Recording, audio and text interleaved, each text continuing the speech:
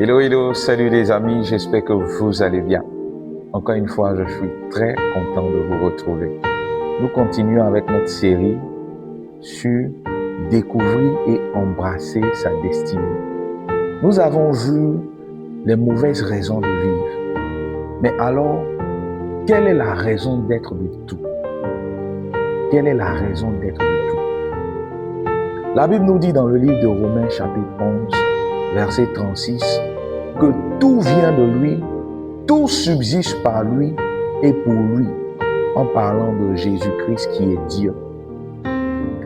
La vérité, c'est que nous avons été créés pour révéler la gloire de Dieu, pour révéler la gloire du Dieu invisible, pour révéler sa gloria.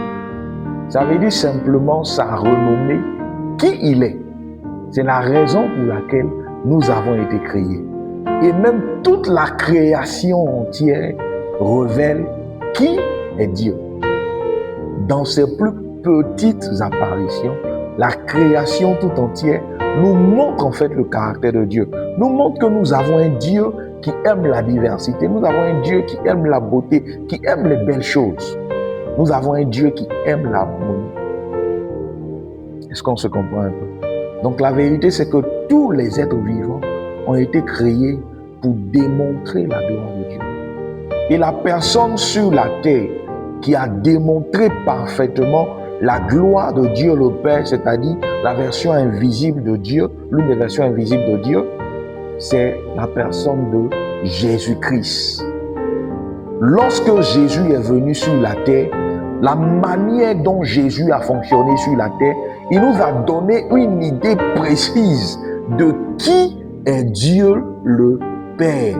C'est en cela qu'il dit dans Jean 17, verset 4, que je t'ai glorifié en vivant pour ce que tu m'as appelé en fait sur terre, en vivant de telle manière que les gens puissent te connaître. Et au travers de la vie de Jésus, on a compris que Dieu est un Dieu puissant, il est un Dieu sage et il est aussi un Dieu d'amour. En réalité, il est amour. Le problème, c'est que il y a deux grandes catégories d'individus qui ne rendent pas gloire à Dieu. Il y a les anges déchus qui sont devenus les démons et il y a l'humanité entière, toute la race adamique. Parce que l'homme avait la possibilité de reconnaître l'autorité de Dieu en tant que roi dans le jardin d'Éden, mais il a choisi autre chose. Il a choisi de ne pas glorifier Dieu. Il a choisi de s'allier aux anges déchus. Ce qui fait que ces deux catégories de personnes-là ne sont pas arrivées à glorifier Dieu. C'est ce que l'apôtre Paul dit dans le livre de Romains 3, verset 23, en disant que tous ont péché et sont privés de la gloire de Dieu. Ça veut dire tous ont manqué le but pour lequel ils avaient été créés. Et donc ils sont privés du fait de pouvoir démontrer à l'humanité qui est Dieu. N'oublions pas que Dieu crée l'homme à son image, pour que lorsque l'on voit l'homme, on puisse avoir une idée de Dieu. Mais dans Genèse même chapitre 9, l'image de Dieu a tellement été détériorée en l'homme qu'il n'a plus dit à l'homme assujettissez la terre ni dominer. Parce que c'est l'homme qui a l'image de Dieu en lui qui est capable d'assujettir et de dominer la création que Dieu a créée.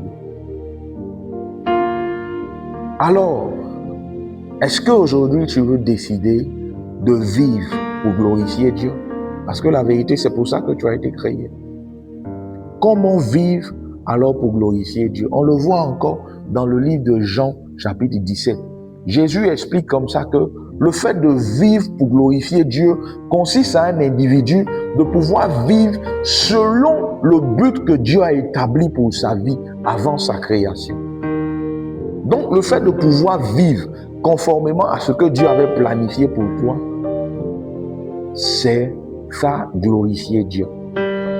5 éléments qui nous permettent de nous focaliser sur comment glorifier Dieu de façon pratique. Le premier élément, c'est d'aimer Dieu de tout ton cœur, de toute ta force, de toute ton âme et de toute ta pensée. De telle manière que tu considères ton corps comme le temple dans lequel Dieu vient résider. Donc c'est de vivre une vie de consécration, une vie qui te permet d'honorer Dieu déjà à partir de ton corps. C'est ça, aimer Dieu.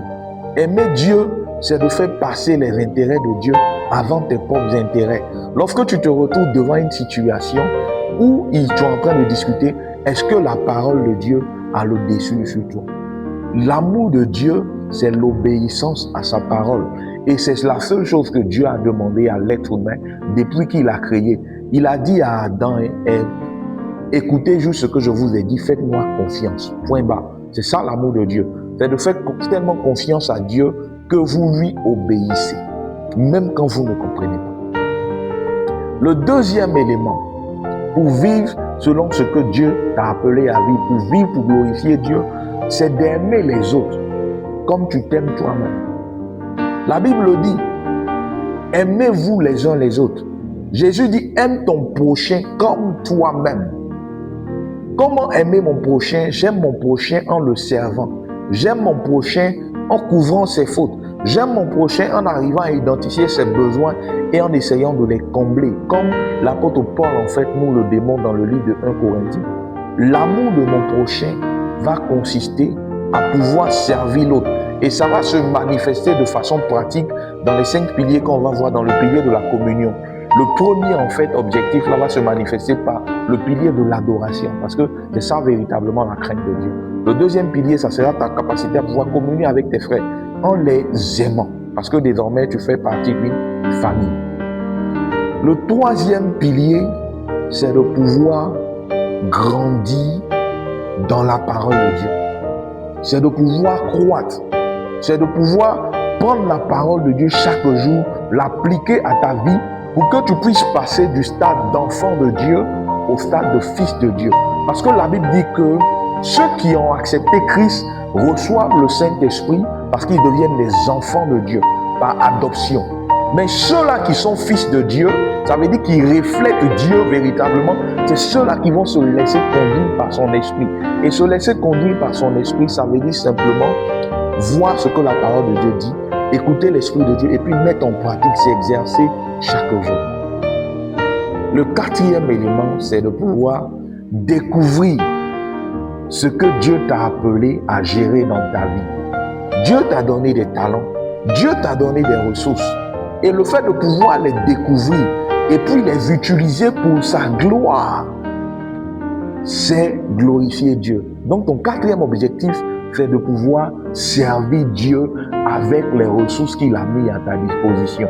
Ton temps, ton talent, ton intelligence, ton argent et je ne sais quoi d'autre. Mais c'est de pouvoir utiliser ces choses-là pour le glorifier, pour le servir déjà dans ta propre maison, dans l'église et en dehors de l'église.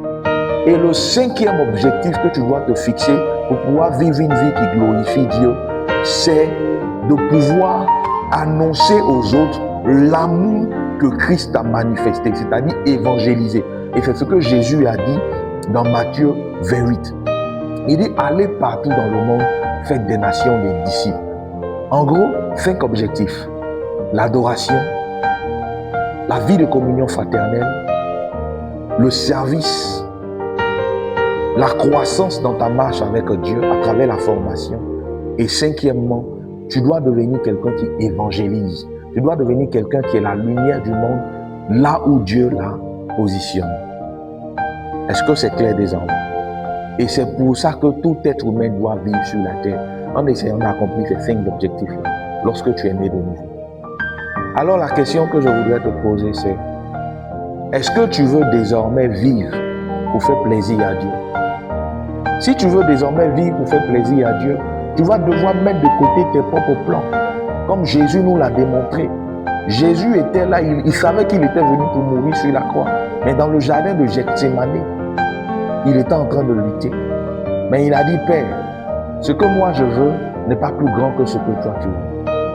Alors il va falloir renoncer à beaucoup de choses pour glorifier Dieu au travers de ta vie.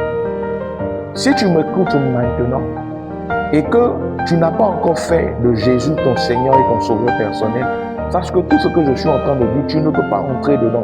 Ça commence par la nouvelle naissance. la naissance au niveau de ton esprit. Si désormais tu veux prendre la décision de vivre une vie non pas comme tu l'entendais, mais une vie qui glorifie Dieu, je voudrais que tu puisses baisser la tête et ensemble, tu vas répéter cette prière avec moi. Seigneur Jésus, je te remercie pour ce moment que tu rends possible. Je reconnais que je suis pécheur parce que je suis né en Adam. Et aujourd'hui, je veux renoncer à cette nature pécheresse-là. Parce que tu as dit à tous ceux qui l'ont reçu, à ceux qui croient en son nom, elle a donné le pouvoir de devenir enfants de Dieu. Ceux-là sont nés non de la volonté de l'homme, ni de la volonté de la chair, mais de l'esprit. Aujourd'hui, je crois que je nais de l'esprit afin que ma vie puisse te glorifier tous les jours. Merci Seigneur Jésus de ce que tu m'as sauvé. Accorde-moi la grâce, le privilège de pouvoir faire de toi chaque jour mon Seigneur et mon Sauveur et de vivre en fonction. Merci pour ce moment que tu rends possible. Merci pour cette nouvelle vie que tu m'accordes au nom de Jésus. Amen. Si tu as fait cette prière avec moi, félicitations et bienvenue dans la famille de Dieu. Surtout, reste connecté parce que pas à pas, nous allons voir comment est-ce qu'on vit une vie d'adoration véritable. En quoi consiste la communion fraternelle? En quoi consiste le service? En quoi consiste en fait la formation qu'il nous faut? Et aussi en quoi consiste l'évangélisation? N'oublie pas de liker, de t'abonner et de partager. Nous sommes à Living Letters Academy, là où Dieu écrit une belle histoire avec nos vies. Nous sommes à Jeune Élie. Que Dieu te bénisse abondamment. À bientôt.